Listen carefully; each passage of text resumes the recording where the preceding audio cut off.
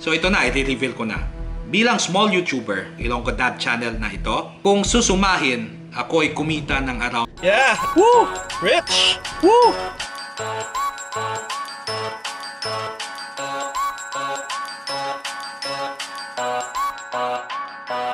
Hello, what's up? Welcome to another Ilonggo Dad video.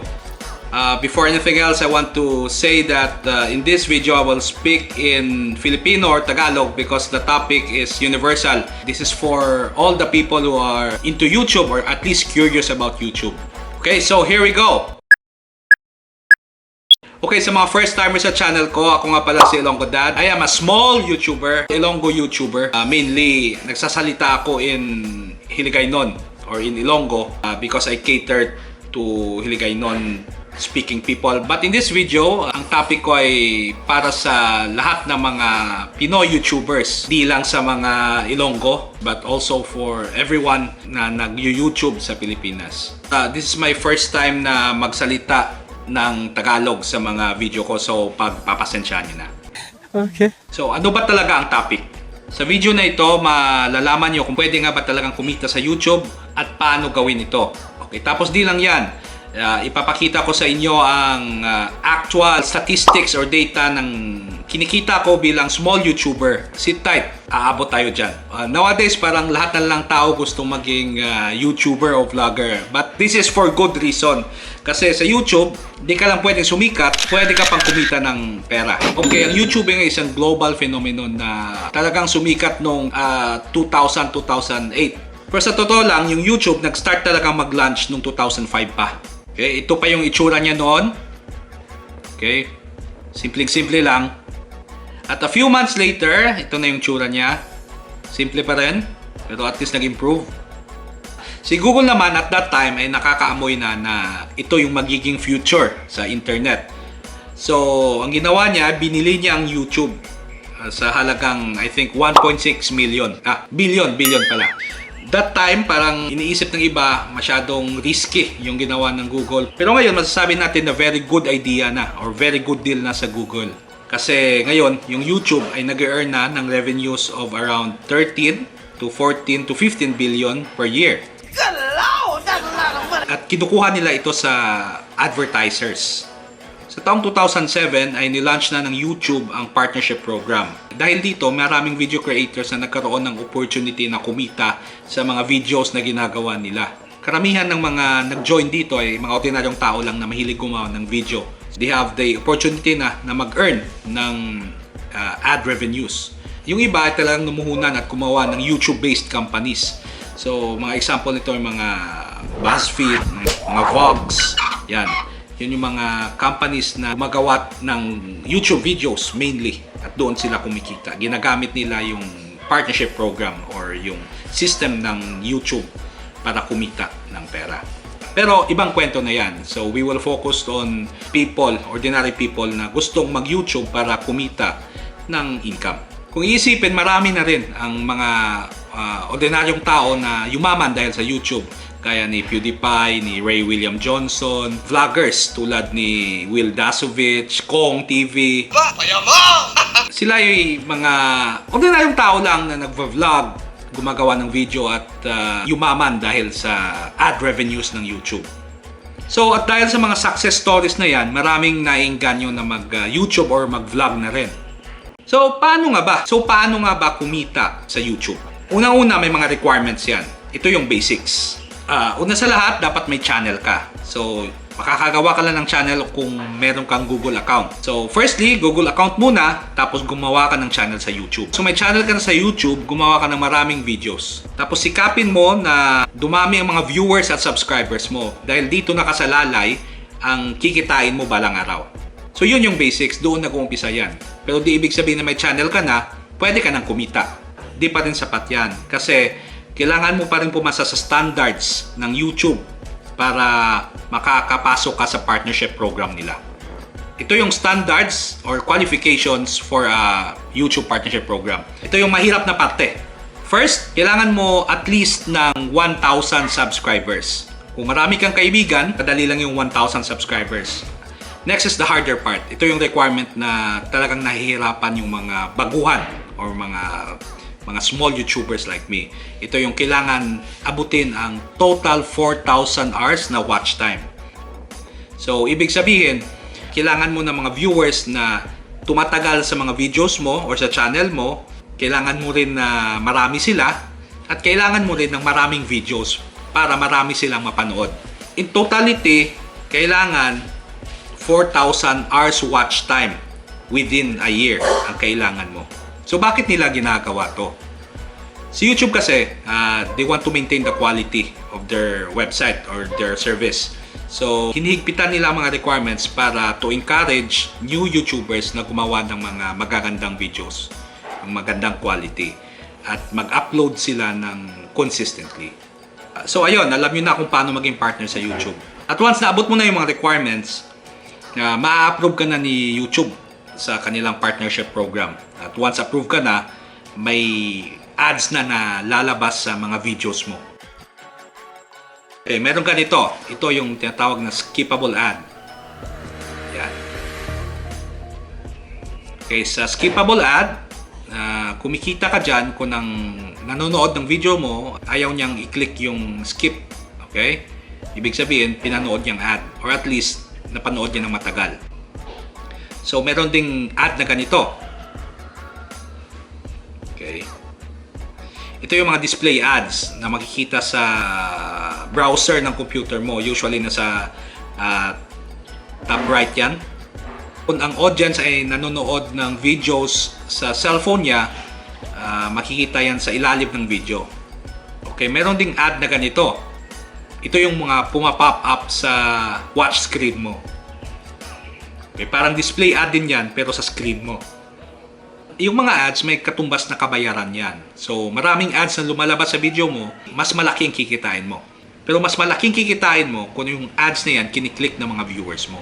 So sa madali ang salita, ang hahabulin mo lang talaga is more viewers. The more viewers you have, the more chances na may magkiklik ng ads. Or kahit di siya mag-click, may katumbas pa rin na payment or sweldo sa every ad na nag-a-appear sa mga videos mo. Kahit konti lang.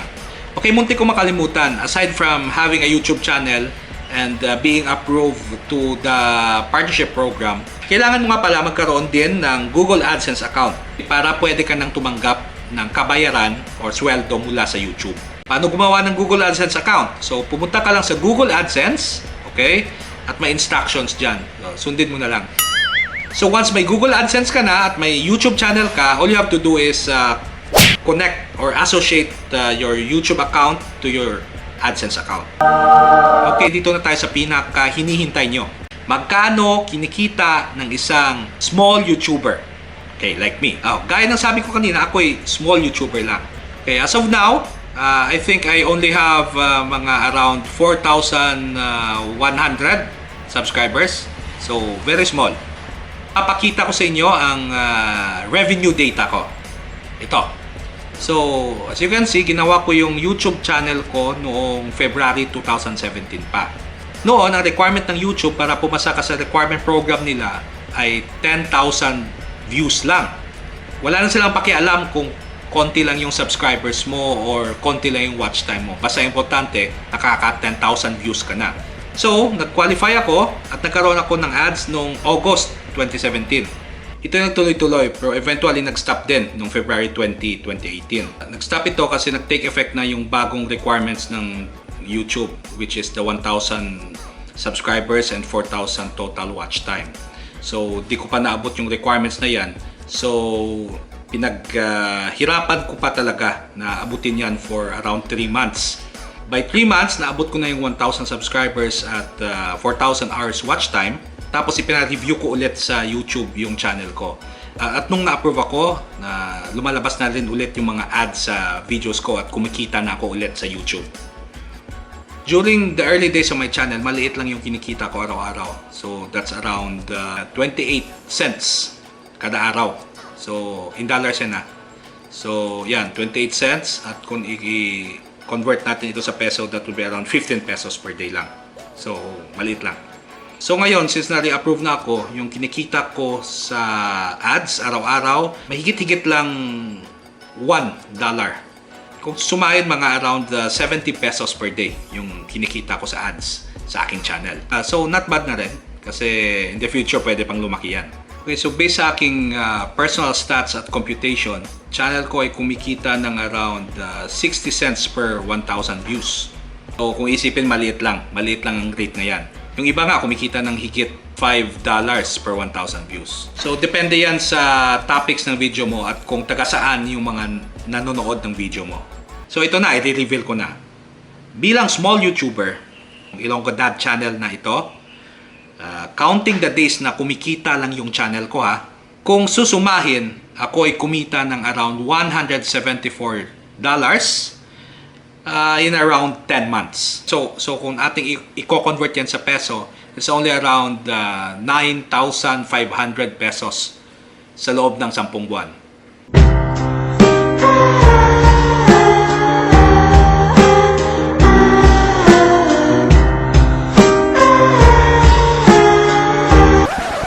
No.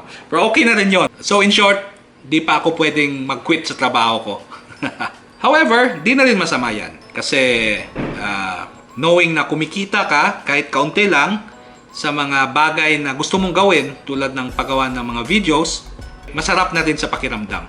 Kasi you feel validated na isa ka ng legit na YouTuber. Tapos di lang naman sa AdSense pwedeng kumita sa YouTube eh. Pwede kang kumita sa YouTube sa pamamagitan ng sponsorship, no? Pwede kang sponsor ng sari-saring companies dyan. Meron ako mga kaibigan na nagkaroon na ng mga sponsored videos. Tapos pwede ka rin kumita sa YouTube sa pamamagitan ng pagbenta ng mga merchandise or products.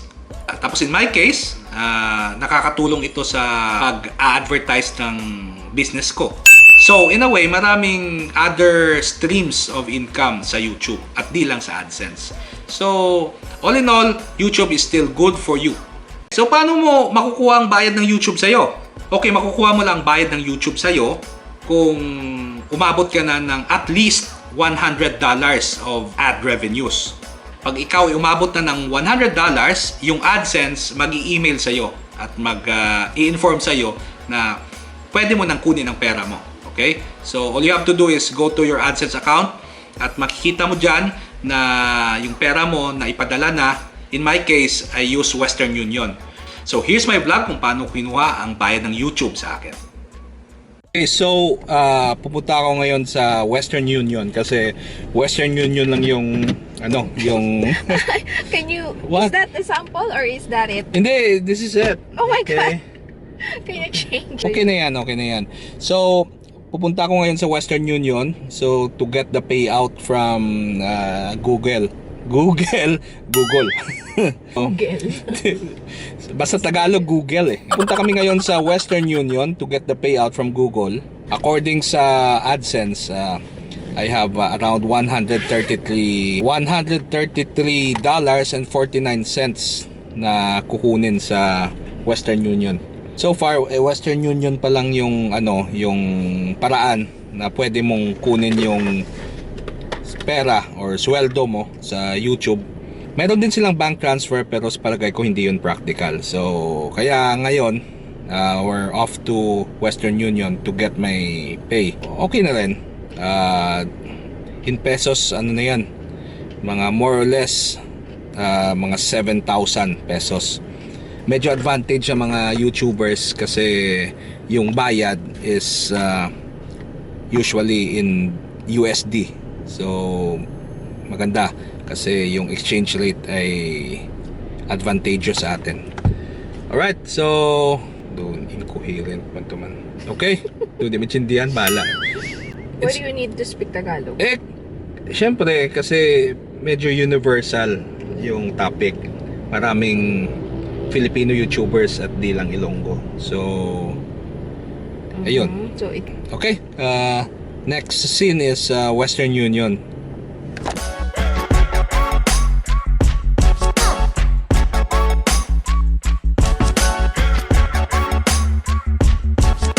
So, ayun nga po ito si Kong ba. Nakuha ko na yung payout ko sa Western Union. So, like I said, nasa USD yung bayad. But Western Union will ask you if gusto nyo convert na lang sa peso. So okay naman yung exchange rate nila. So okay na rin. So ito na, around 7,000 plus. Woo! Yeah, I feel rich already. But it's okay na rin. It makes you feel validated na ano ka na legit YouTuber ka. At, sa kaunting halaga. Why is it that you don't sound like grateful? No, I'm grateful. This is just a beginning. Yeah. To say that. Okay, again. Kahit sa kaunting halaga na at least na feel mo na nagbubunga yung mga paghihirap mo sa paggawa ng video at i-edit, no? Yun na nga. Okay. Time to Yun na yun.